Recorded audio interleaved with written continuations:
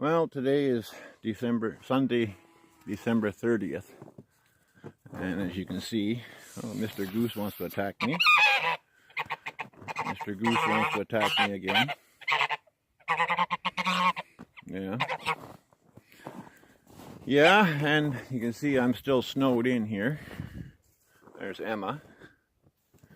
Hey, Emma. I'm still snowed in. The driveway's down there.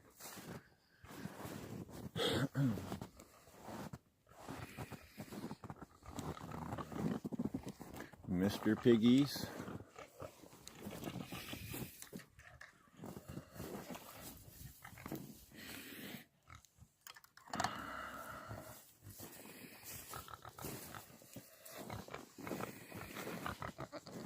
Look at the size of the male pig there. He's the guy in the middle. The other two are females.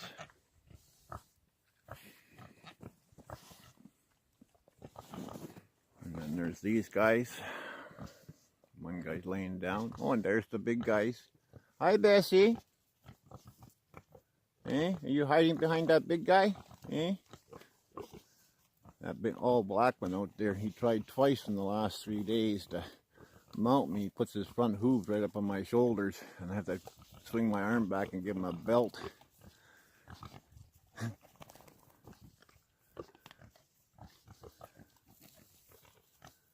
Some other two guys over there, and this heifer, she keeps getting out all the time, and she comes up here. She comes around that, you can see her tracks around that shipping container. She comes up from down below down there, so there must be a broken wire in the fence someplace.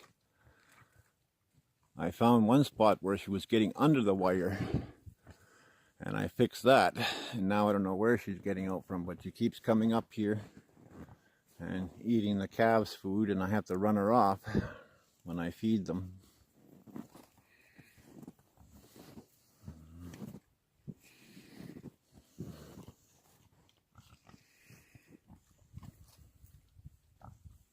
They got a nice fort built in there with all their straw and hay in there. It was 25 below night before last. Not last night, but the night before. It went down to 25 below Fahrenheit. And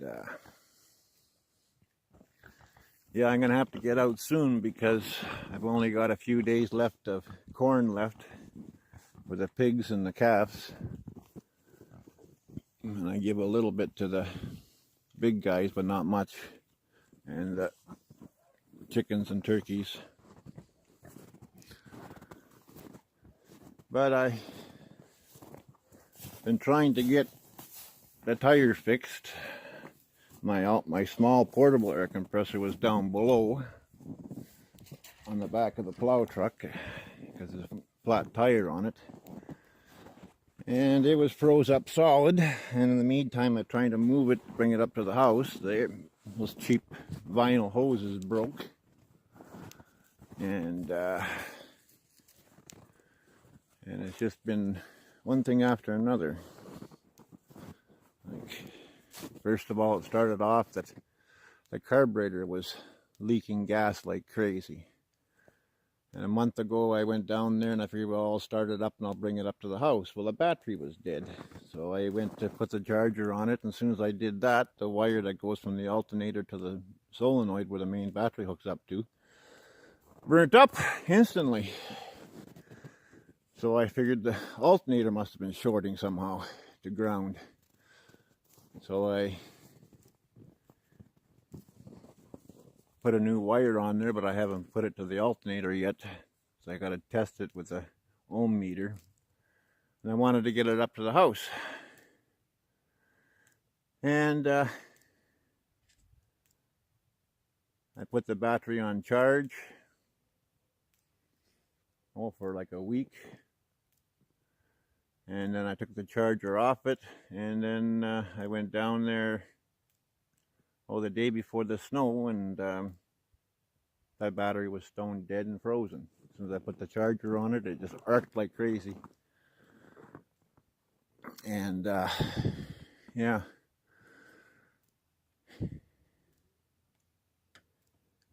I wanted to put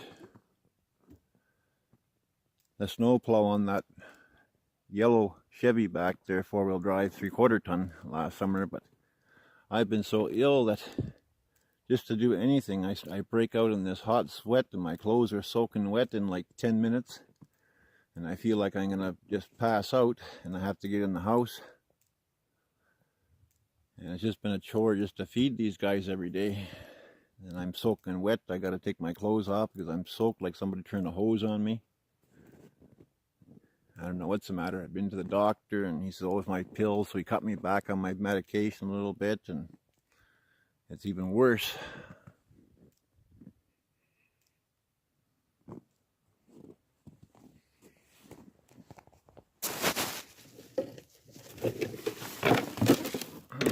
You know, I had this pail of grain in here so that I could feed the I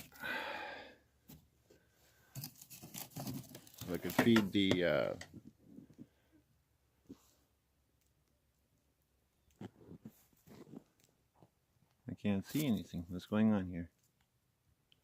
So I could feed the chickens down below, and it looks like she stuck her head, that heifer stuck her head right through the screen.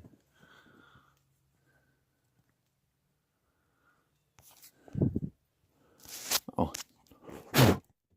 Snow on the lens. That's what's the matter. Got snow on the lens of the camera. I was wondering what was going on. Yeah, looks like she stuck her head right through the screen of my topper and she ate the feed corn out of that can. Bastard. Huh. Yeah, so I'm having to carry everything down to the truck down there, way down there through all this deep snow. So I can jack the truck up and take the tire off and roll it up the hill. I got all these tools I'm trying to carry down there so I can take the tire off.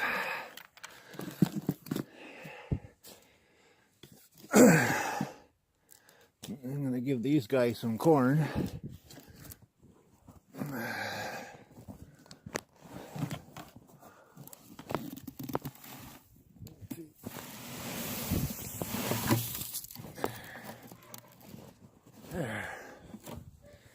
Give those guys some corn. Put these back in here.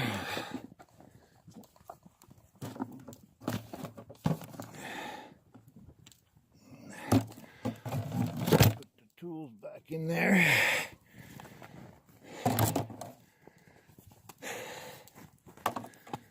I'm sweating already and I've only walked from over there to here carrying this stuff and I'm soaking wet already.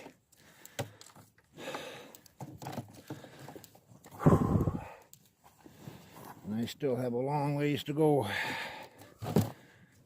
Let's see if I can carry this down there to them.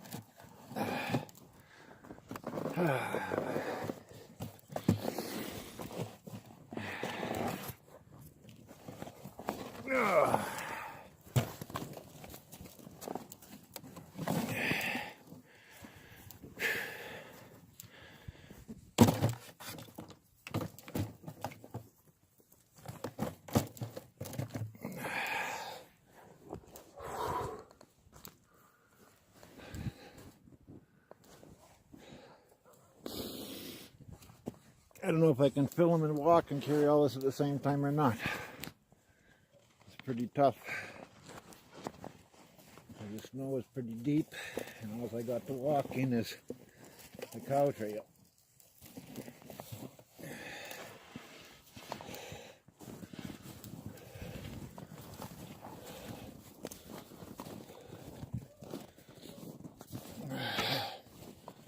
This is all I got to walk in is the cow trail. And it's very uneven.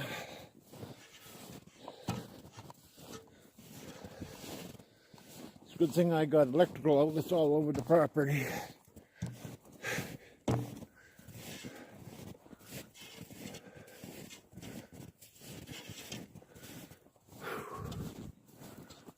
Sorry guys, it was shaking all over the place, but best I can do. You can see my track here where I dragged the air compressor up to the house yesterday.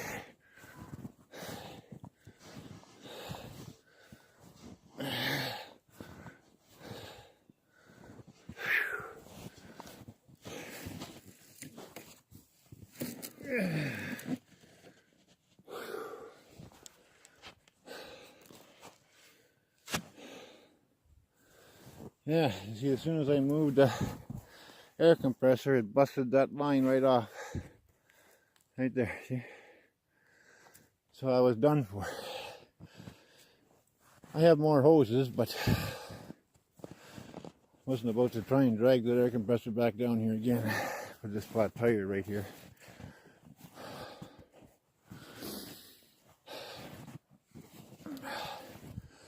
I've been trying for months to get this up to the house, and every time I go to do try something else, and the problem's going to be to get out of here because the cows are packing trails and it's going to get hung up on it, even though I got tire chain on one tire on the back. I'm hoping when I take the tire up to the house to put air in it, I have the other tire chain that broke last winter, and I can weld it up now that I got my welder and hydro back now, and go from there.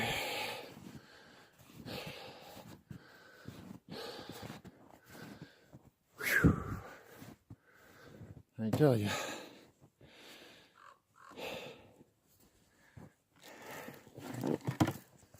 it's no fun. Especially when you're by yourself, and funds are very limited.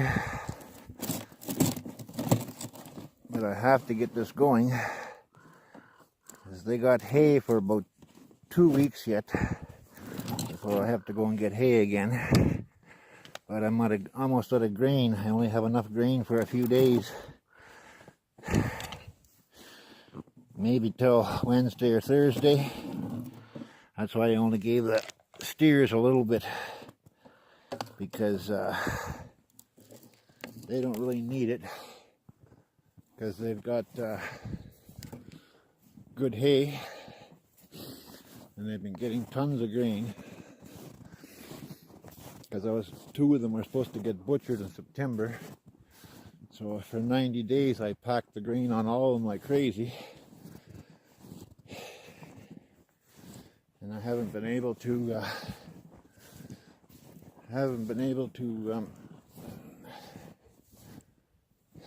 get them into the abattoir, because I can't even give the meat away to people without it being government inspected and stamped. Even to sell it, same thing. And the funds have been very, very strapped.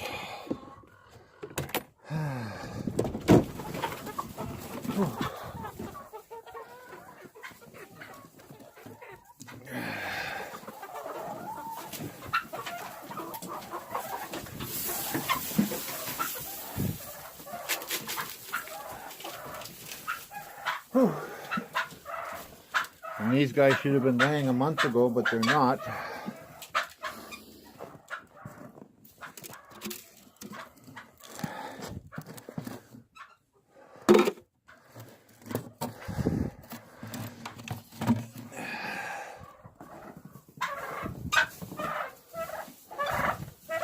There's the turkeys.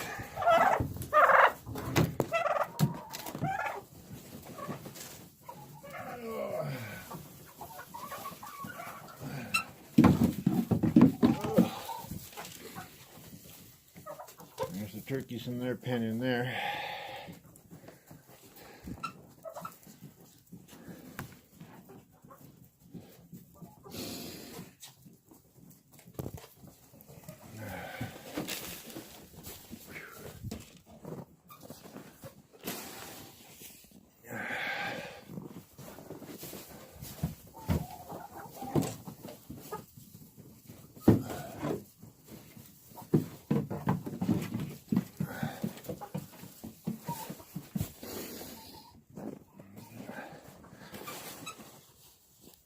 gonna give them a little bit of snow so I can get back down here.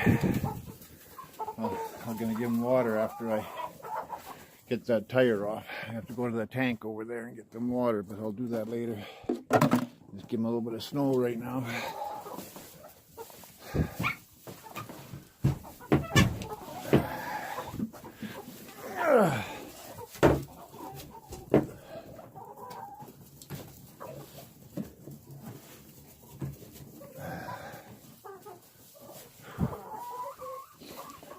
Hi, Bessie.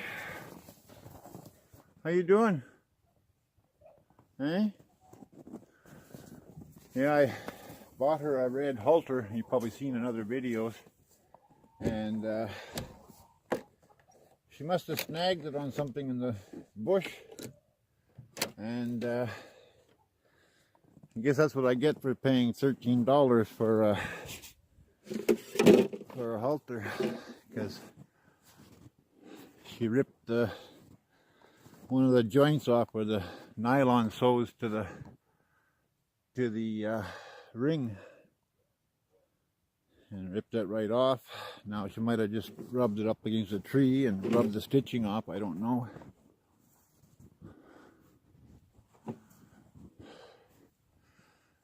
You're not going to get into the chicken food, no. Yeah. You need to go to freezer camp. You're too big. He's like 20 months old, these two right here. 21? Either 20 or 21 months old. I have to look it up. It's for sure 20. Been trying to get a video. Every time I come down here without the camp, without my phone to take a video, one of these two guys, a goose follows him down here, and they headbutt him right over that bank, and he goes flying through the air backwards with his wings wide open, because he attacks these guys, and then these guys only take so much and they go charging after him, and they give him a headbutt and they send him flying like 20 feet in the air and 50 feet down the hill. There's nothing in there for you, just an empty pail. Just an empty pail. Just an empty pail.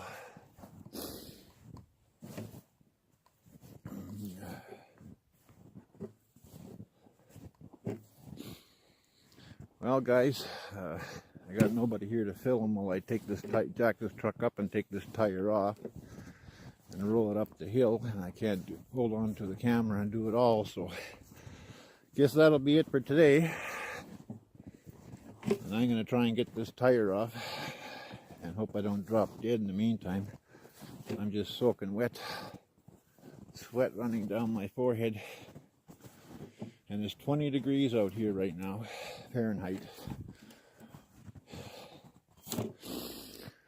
20 degrees, and I'm sweating like a pig running down my face. And my hair is soaking wet, my clothes are soaking wet.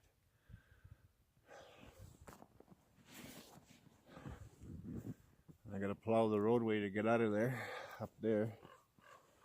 But if I get this thing running, I have to sort of just chisel my way out, plow a little bit this way, a little bit that way, and try and make myself a place where I can back up to where there's no snow.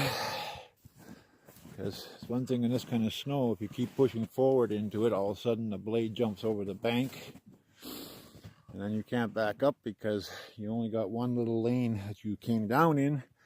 And to try and keep the wheels out from getting into your windrow on both sides of the truck, then you're stuck there, and then you're trying to jiggle back and forth, and the blade gets caught in the windrow, and so you have to sort of just punch your way out slowly until you get a big enough area.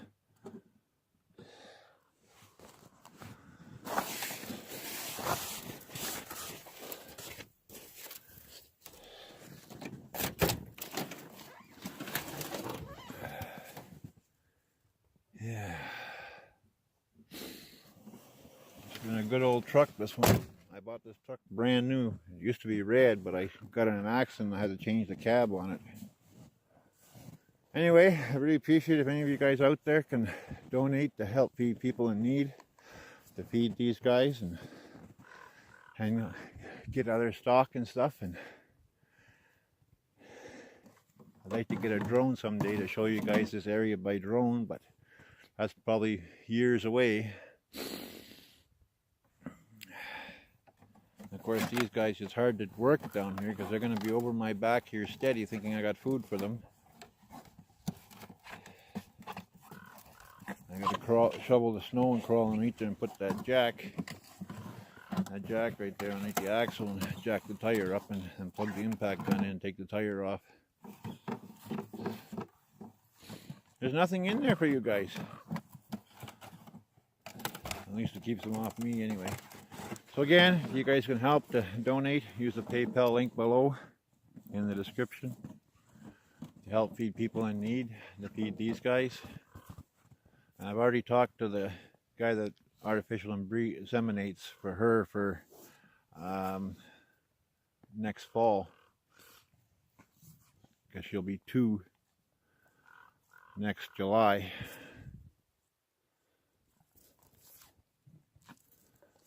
Yeah.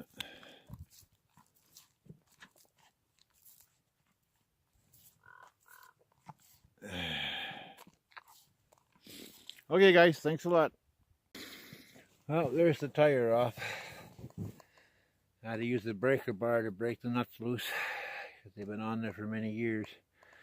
And the tire it just has a slow leak and it goes low after about 2 months.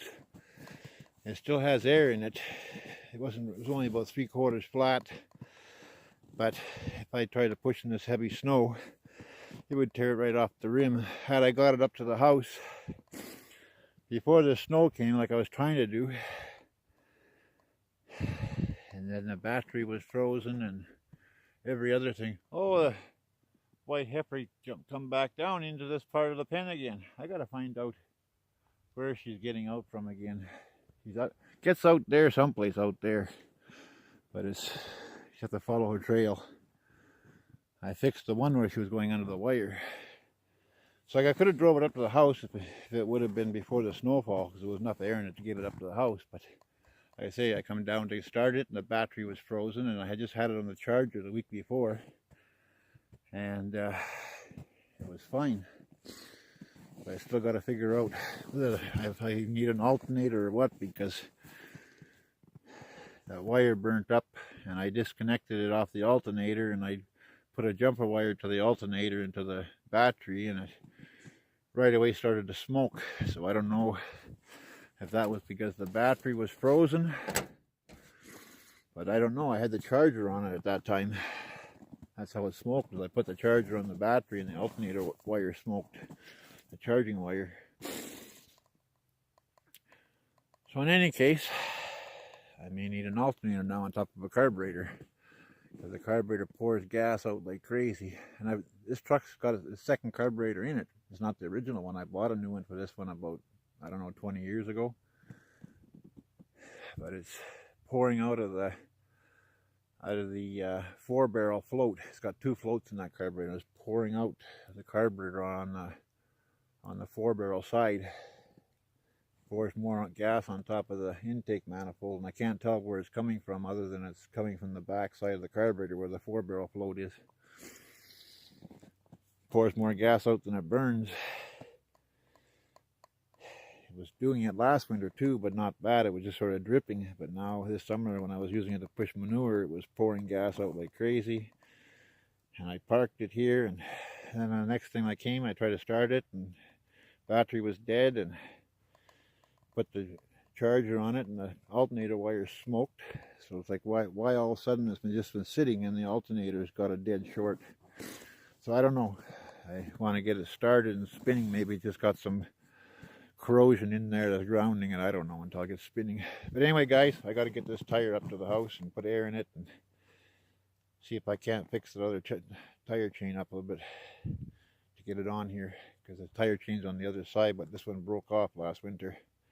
And I know I'll be steady stuck. So talk to you later. Ciao.